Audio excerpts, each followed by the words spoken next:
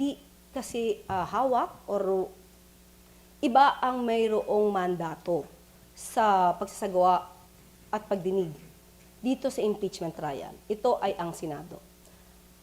Kung ano man ang magiging proseso dito, iginagalang po natin yan dahil yan po ay nasa kamay po ng Senado. At kung ano man po ang estratehiya ng mga lawyers, pati ng prosecution, ay nasa kanila po yan.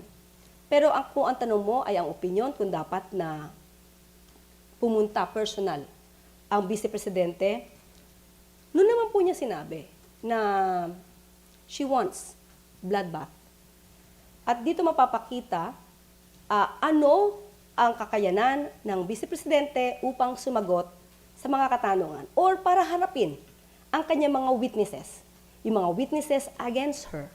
Yung mga witnesses at mga testigo na maaaring magsabi ng mga statements na hindi papabor sa kanya.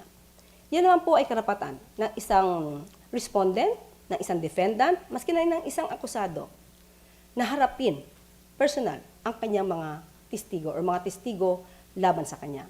At kung sa lawyer din naman at pag-uusapan at alam naman nila na yung kanilang kliyente ay walang kasalanan at malinis, mas magandang maipakita to sa buong mga kababayan natin at sa buong mundo na ang Vice Presidente ay malinis.